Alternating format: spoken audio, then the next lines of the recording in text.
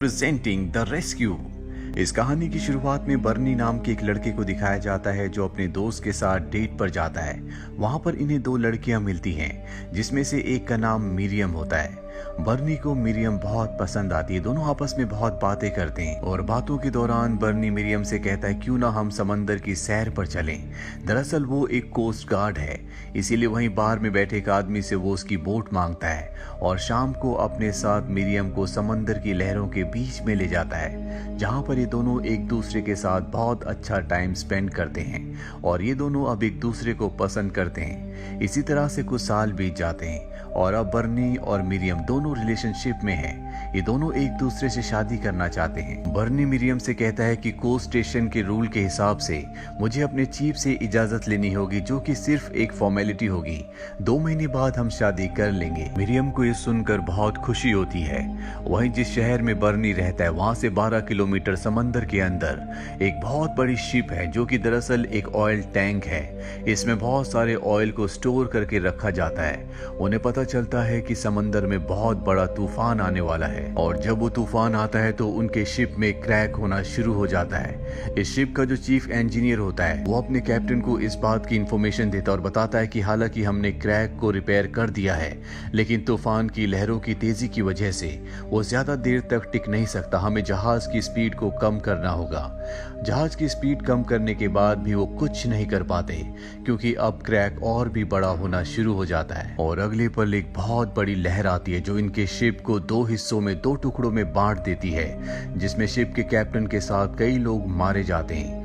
वहीं बर्नी को दिखाया जाता है जो अपने चीफ के पास शादी की इजाजत लेने के लिए जाता है, लेकिन उसका चीफ उसकी बात नहीं सुनता क्योंकि वो बहुत परेशान होता है। वो बर्नी को बताता है कि समंदर में जो बहुत बड़ा तूफान आया है उसमें एक बहुत बड़ा जहाज डूब चुका है, जिसे रेस्क्यू करने के लिए सभी टीम्स यहाँ से निकल चुकी हैं। उसका चीफ उस ऑयल जहाज के बारे में बात नहीं कर रहा होता जो 2 हिस्सों में बढ़ चुका है, जो टूट चुका है।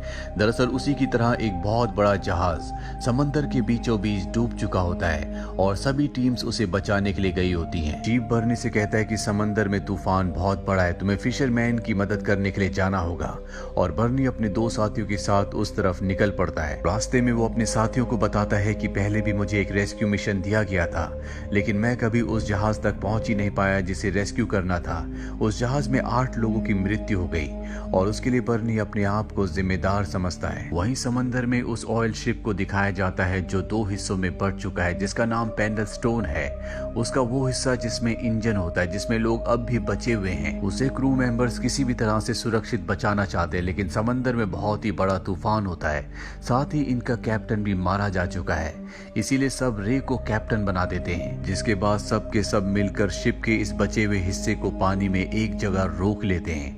रे सबसे कहता है कि हमें पंप के अंदर पानी को नहीं भरने देना होगा, अगर ऐसा हुआ तो शिप की इलेक्ट्रिसिटी चली जाएगी। यहाँ पर कुछ लोग ऐसे होते हैं जिनका ये मानना होता है कि शिप में जो लाइफ बोट्स हैं उनसे इन सबको यहाँ से निकल जाना चाहिए, लेकिन इसके कुछ लोग खिलाफ होते हैं क्योंकि समंदर में पानी लहरें पूरी तरह से उफान में होती हैं।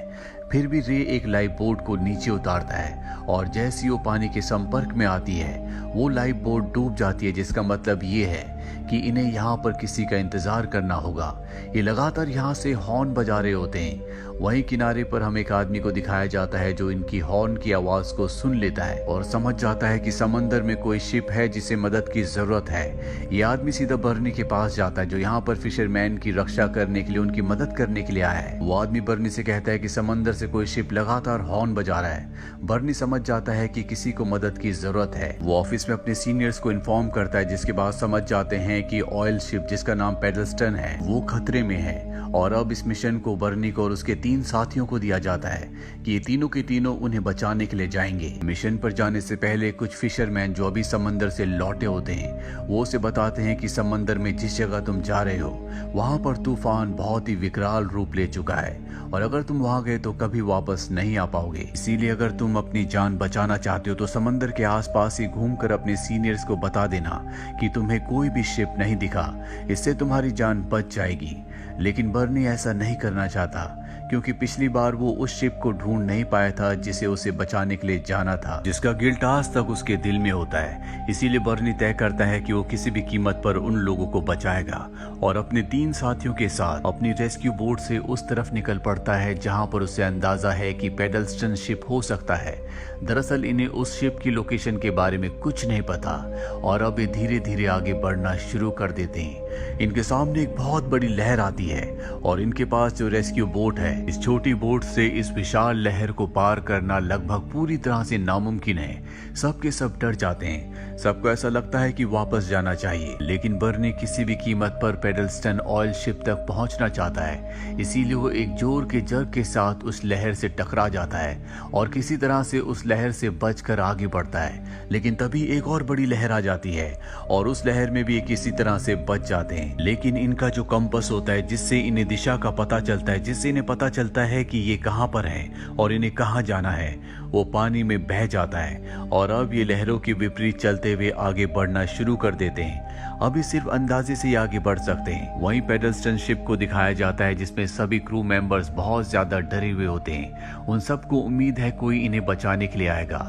लेकिन लहरों के टकराने की वजह से अब पंप तक पानी आ जाता है और पंप में पानी भरने की वजह से इलेक्ट्रिसिटी चली जाती है, जिसका मतलब ये है कि कोई भी इनके शिप को दूर से नहीं देख सकता क्योंकि उसमें किसी भी तरह की कोई लाइट नहीं जल रही। सब के सब डर जाते हैं और शिप के टॉप पर आ जाते हैं। वहीं हमें बर्नी की गर्लफ्रेंड मिरियम को दिखाया जाता है जो चीफ के पास जाती है और कहती है कि समंदर में बहुत बड़ा तूफान है, हमें बर्नी को वापस बुलाना चाहिए, उसकी जान खतरे में है। लेकिन चीफ उसे ऑफिस से निकाल देते हैं। मरियम को इस बात से बहुत टेंशन होती है और जब वो गाड़ी चला रही होती है तो टेंशन की वजह से उसकी गाड़ी एक जगह से टकरा जाती है जिससे वो बेहोश हो जाती है। और जल्दी यहाँ पर एक लेडी आती है जो उसकी मदद करती है और स्नो में जो उसकी गाड़ी फंस गई होती है उसे निकलवा देती है। वहीं दूसरी तरफ हमें बर्नी की रेस्क्यू बोट को दिखाया जाता है जो लगातार आगे बढ़ रही होती है। अब इन सब की जान खतरे में है। बर्नी के साथी कहते हैं कि हमें वापस लौट जाना चाहिए क्योंकि ना इन्हें दिशा का पता है और ना ही पता है कि कहां जाना है। लेकिन बर्नी कहता है कि हमें उन सब लोगों की जान बचानी होगी क्योंकि पहले से बर्नी के दिल में मन में एक गिल्ट होता है कि पिछली बार वो उस शिप को ढूंढ नहीं पाया था जिसे रेस्क्यू करने के लिए उसे भेजा गया था और ये तूफान पिछले तूफान से भी बड़ा होता है। बर्नी लगातार आगे बढ़ता चला जाता है, उसके साथी भी उसका साथ देने को तैयार हो जाते हैं और जल्दी तूफानों की लहरों का सामना करते हुए इनको पेडल्स्टन शिप दिख जाता है। ये देखते हैं कि उसमें कोई भी नहीं है, लेकिन जब ये टॉप पर देखते हैं तो वहां पर बहुत सारे सर्वाइवर्स होते हैं जिन्हें देखकर बर्नी और उसके साथी और भी परेशान हो जाते हैं क्योंकि इनकी रेस्क्यू बोट में इतनी जगह नहीं है कि सबको उस बोट में यहाँ से सुरक्षित ले जा सके और अगर वो यहाँ पर कुछ लोगों को छोड़कर जाता है तो जब तक वो वापस आएगा तो ये पूरा का पूरा शिप डूब जाएगा। और अब बर्नी की रेस्क्यू बोट में आने के लिए कुछ लोग ऊपर से कूद भी जाते हैं। समंदर की लहरें इतनी तेज होती है कि कुछ लोगों की मृत्यु हो जाती है, पर बर्नी इनमें से 32 लोगों को अपनी रेस्क्यू बोट में ले लेता है जो कि एक बहुत बड़ा रिस्क है क्योंकि इतना ज्यादा भार उठाने के लिए इस रेस्क्यू बोट को नहीं बनाया गया। पेडल्स्टन शिप पूरी तरह से खाली होने के बाद इन सब की आंखों के सामने वहीं समंदर में समा जाता है, जिसका मतलब ये है कि अगर बर्नी ने यहाँ पर आने में थोड़ी सी भी देर की होती तो ये सब के सब मारे जाते और अब बर्नी शहर की तरफ वापस जाने लगता है। लेकिन सबसे बड़ी प्रॉब्लम ये होती है कि उसे दिशा का नहीं पता क्योंकि उसका कंपास खो चुका है और बिना कंपास के उसे नहीं पता चल सकता कि किस तरफ जाने से किनारा जल्दी आएगा। और अब वो अपने सीनियर्स को यानी कि चीफ को रेडियो से संपर्क करता है और उन्हें पूरी सिचुएशन के बारे में बताता है। उसके सीनियर उसके चीफ उसे कहते हैं कि तुम्हें यहीं पर एक पास में शिप है, किसी भी तरह तक उस तक पहुंचना होगा और सबको उस शिप में छोड़ना होगा। दरअसल रेस्क्यू चीफ को पता होता है कि पूरी बोट में 36 लोग हैं और इतने भारी वजन के साथ इस बोट को किनारे तक लाना नामुमकिन है। लेकिन बर्नी उनके ऑर्डर्स को फॉलो नहीं करता और वो तय करता है कि वो सबको लेकर किनारे की तरफ बढ़ेगा। रे बर्नी से पूछता है कि तुम हम तक कैसे पहुंचे।